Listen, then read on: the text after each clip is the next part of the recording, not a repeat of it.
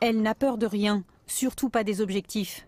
Dans son nouvel enclos, Cornette découvre aujourd'hui son univers, une ferme pédagogique du Val d'Oise. Un endroit calme, loin de son puits de Dôme natal. Fin juin, là-bas, elle a défrayé la chronique. Elle s'est échappée parce que l'animal a eu peur de voir les gens de l'abattoir qui étaient habillés en blanc, si vous voulez, mais il y avait une porte qui était ouverte. Alors ça a été très facile de s'échapper. Elle a été se réfugier sur une aire d'hélicoptère des urgences de l'hôpital d'Ambert. Neutralisée par des fléchettes de tranquillisants, Cornette bénéficie d'un répit 3 semaines. Sa viande est devenue impropre à la consommation.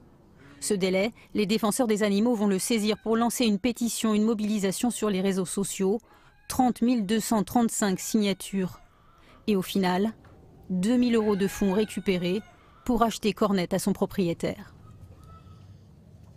On a eu un élan de générosité, hein. On a eu les internautes du monde entier, puisqu'on a eu des fonds de New York, on a eu d'Australie, on a eu du Canada, on a eu de la Belgique, de l'Union européenne, des gens qui se sont mobilisés et qui ont tous cotisé. Ici, Cornette va couler des jours heureux, d'autant qu'elle attend un veau. Cette belle histoire rappelle celle de Marguerite quelques semaines plus tôt. À l'arrivée à l'abattoir, elle aussi se rebiffe.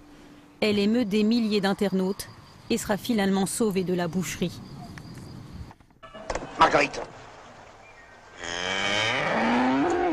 Ces vaches à sauver, décidément passionnent. Depuis la vache et le prisonnier, rien n'aurait finalement changé.